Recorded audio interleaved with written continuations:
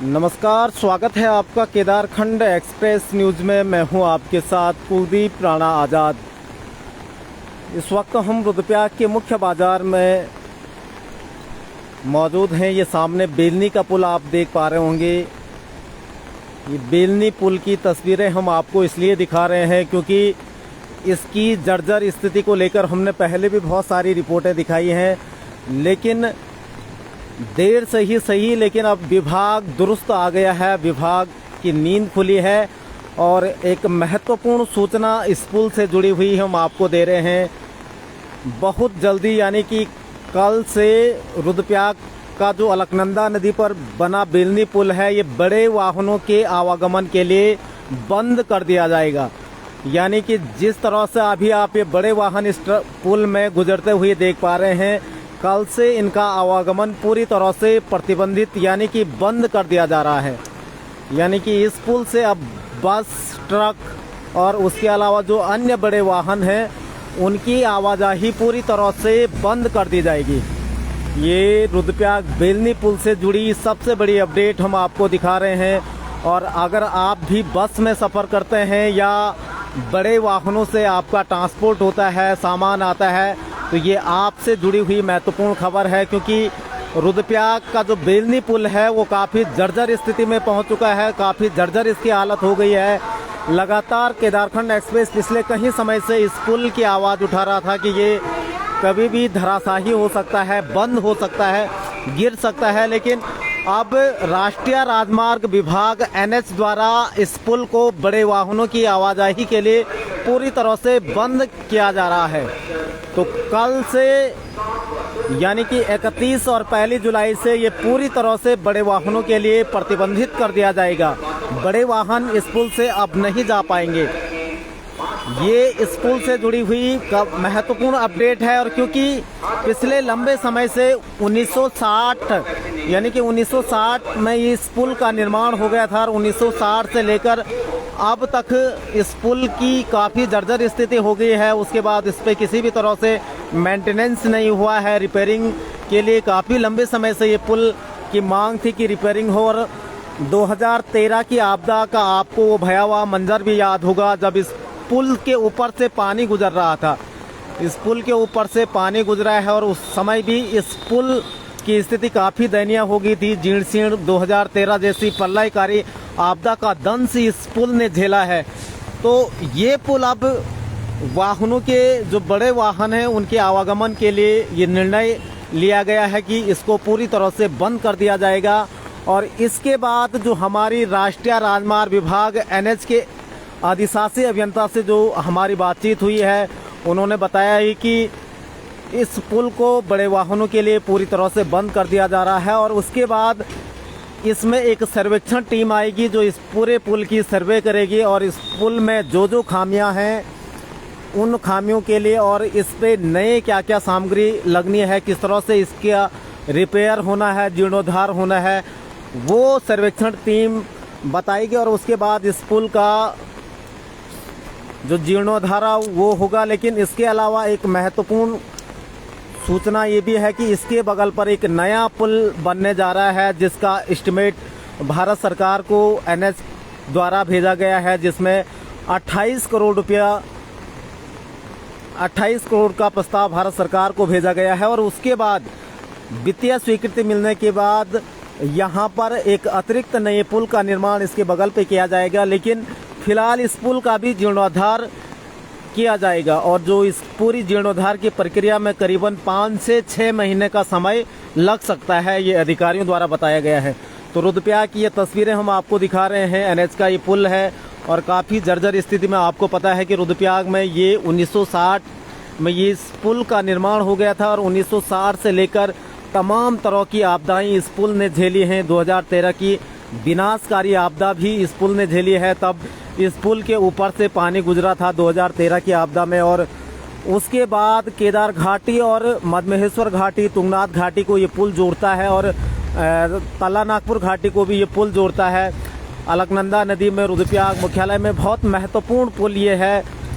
और 2013 की आपदा के बाद जो केदार घाटी में तमाम पुनर्निर्माण के कार्य हुए थे, उसमें जो भी निर्माण सामग्री पहुंची है, इसी पुल के जरिए बड़े बड़े हैवी वाहन इस पुल के जरिए गए हैं। और जैसे जैसे यह पुल बूढ़ा हो रहा था, वैसे वैसे इस पुल पर वाहनों का अतिरिक्त बोझ भी बढ़ता जा रहा है।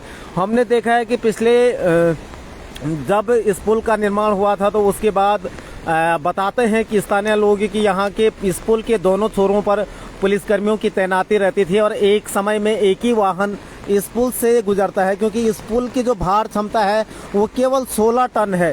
16 टन ही इसमें वाहनों की भार क्षमता है, लेकिन उसके बावजूद भी जैसे जैसे पुल बूढ़ा हो रहा है, वैसे वैसे इस पुल में वाहनों का बोझ भी बढ़ रहा है। और पिछले 10 सालों में हमने देखा है कि इसमें लाखों की संख्या में यात्रा काल में तीर्थयात्री इस पुल से गुजरते हैं, बड़े बड़े वाहन इस पुल में जाते हैं।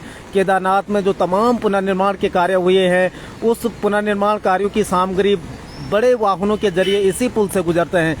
लेकिन इस पुल पर रिपेयरिंग के नाम पर कुछ नहीं किया जा रहा था और केदारखंड एक्सप्रेस समय समय पर इस पुल के मसले को उठाता जा रहा था। और अंततः अब राष्ट्रीय राजमार्ग विभाग ने इसमें निर्णय लिया है कि इसको बड़े वाहनों के आवागमन के लिए पूरी तरह से प्रतिबंधित कर दिया जाएगा।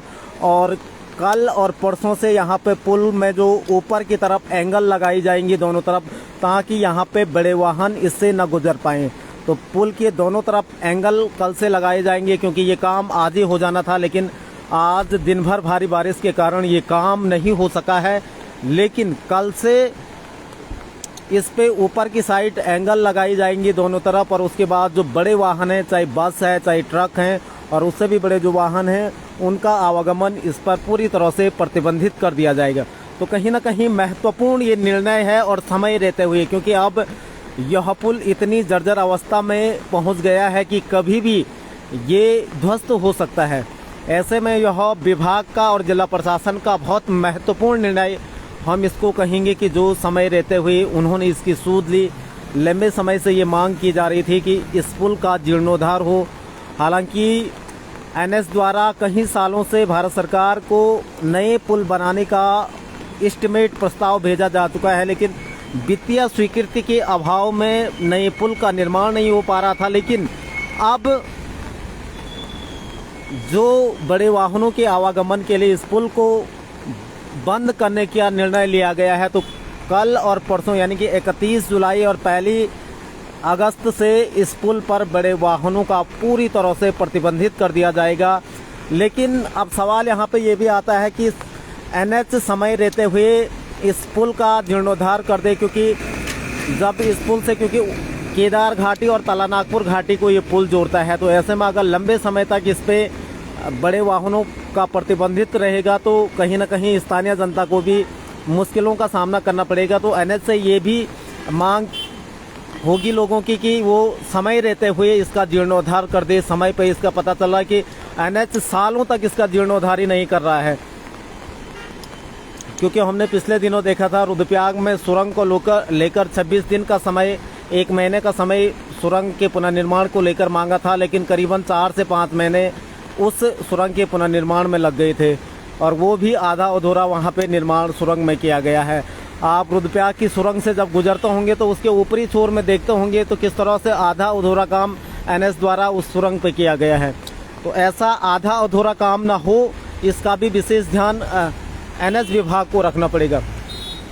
मौसम की अपडेट अगर देखेंगे आप तो रुद्रप्रयाग में ये अलकनंदा नदी इस वक्त बह रही है और अलकनंदा नदी जिस तरीके से 627 मीटर इसका खतरे का निशान होता है, इस वक्त खतरे के निशान से अलकनंदा नदी ऊपर बह रही है। तो तमाम अलकनंदा नदी के जो स्नानाघर हैं, जो यहाँ पे नमामि गंगे के तहत जो घाट बनाए गए थे, वो पूरी तरह से जलमग्न हो गए हैं, पानी में डूब गए हैं, जल समाधि उन्होंने ले ली है। और दिन भर जिस तरीके से बारिश चल रही है, रुद्रप्रयाग के कहीं राष्ट्रीय राजमार्ग बाधित हैं, लिंक मार्ग बाधित हैं, वाहनों का आवागमन नहीं हो पा रहा है। राष्ट्रीय राजमार्ग पे बांसवाड़ा में सुबह से ही राष्ट्रीय राजमार्ग बाधित हो रखा है, सिरोबगढ़ में लगातार पत्थर आ रहे हैं और रुद्रप्रयाग में अलकनंदा और मंदाकिनी नदी दोनों की दोनों खतरे के निशान से ऊपर बह रही हैं। तो लेकिन ख़ास तौर पे जो पुल की अपडेट हम दे रहे हैं उन लोगों के लिए ये महत्वपूर्ण खबर है कि जो लोग बस में सफ़र करते हैं या ट्रांसपोर्ट से संबंधित जिनका सामान आता है उनको अतिरिक्त दूरी यानी कि रुद्रप्रयाग बाईपास से होकर अब गुजरना पड़ेगा। रुद्रप्रयाग का जो जवाड़ी वाला बाईपास है वहाँ से ही बड़े वाहनों की आवाजाही होगी, क्योंकि जो बेलनी का अलकनंदा पर नदी पर बना पुल है वो अब बड़े वाहनों के लिए बंद कर दिया जा रहा है। तो इसकी कार्यवाही कल ही से शुरू हो जाएगी। कल से इस पे एंगल लगने का काम शुरू होगा। ऊपरी क्षेत्र में इस पे एंगल लगाए जाएंगे ताकि यहाँ पे बड़े वाहन न गुजर पाए। राष्ट्रीय राजमार्ग विभाग एनएच के जो अधिशासी अभियंता हैं निर्भय सिंह जी, उन्होंने ये जानकारी दी है कि जो रुद्रप्रयाग का बेलनी पुल है उसका जीर्णोद्धार किया जा रहा है और जीर्णोद्धार के लिए इस पे जो बड़े वाहन हैं उनकी आवागमन पूरी तरह से बंद कर दिया जाएगा और छोटे वाहन जो मैक्स वाहन है, दोपहिया वाहन है, कार हैं, उनको ही यहाँ पे अलाउ किया जा रहा है। तो महत्वपूर्ण निर्णय ये विभाग का है, क्योंकि लंबे समय से यह मांग उठाई जा रही थी कि इस पुल का जीर्णोद्धार होना चाहिए, क्योंकि काफ़ी जर्जर स्थिति में ये पहुँच गया है और 1960 के दौर का ये पुल बना हुआ है और 1960 से एक लंबा समय इसको हो गया है, 60 साल से भी अधिक का समय इसको हो गया है। तो इस बात से अनुमान लगाया जा रहा है। और जैसे मैंने पहले भी जिक्र किया कि कई आपदाएं इस पुल ने झेल ली हैं। 2013 जैसी विध्वंसकारी आपदा जिसने पूरे उत्तराखंड में पल्ला ही मचा दिया था, उस आपदा का दंश भी इस पुल ने झेला है। इस पुल के ऊपर से पानी गुजरा है उस वक्त, और उस वक्त भी काफ़ी जर्जर ये पुल हो गया था, लेकिन उसके बावजूद भी आपदा को आए लंबा वक्त गुजर गया है, लेकिन उसके बाद भी इस पुल पे ध्यान नहीं दिया गया। और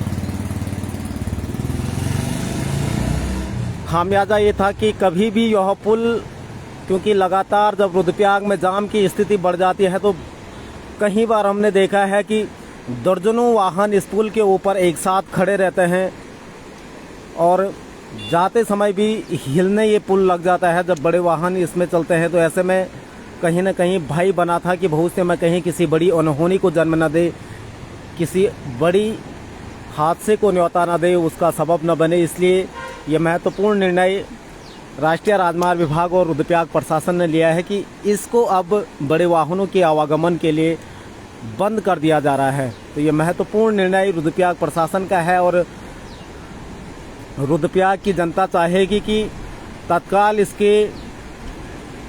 इसमें निर्माण कार्य शुरू हो जाए। इसमें जो पुनर्निर्माण का कार्य होना है, जीर्णोद्धार का कार्य होना है, वो भी समय रहते हो जाना चाहिए, क्योंकि जो विभाग की जिस तरह से हीला हवाई रहती है, लेट लफीती रहती है, तत्काल इसका काम शुरू हो जाना चाहिए और समय रहते हुए इसको ठीक कर पुनः आवागमन के लिए किया जाना चाहिए।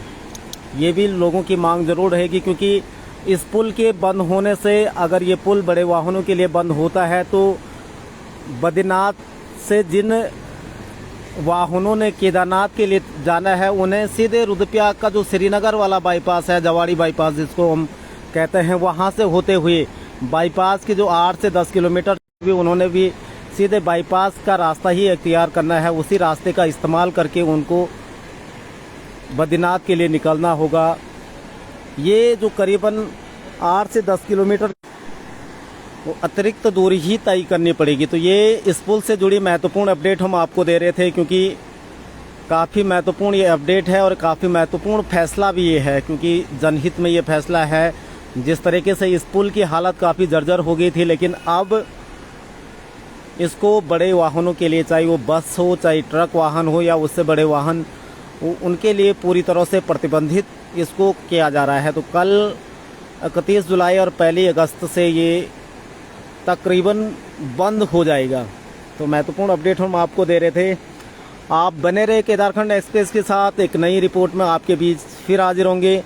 जिन लोगों ने हमारे पेज को फॉलो नहीं किया है वो प्लीज़ फॉलो करें, और जिन लोगों ने हमारे यूट्यूब चैनल को सब्सक्राइब नहीं किया है कृपया करें, ताकि आपको इसी तरह से नई अपडेट सबसे पहले मिलती रहे। आप सभी लोगों का हमारे साथ जुड़ने के लिए बहुत बहुत धन्यवाद।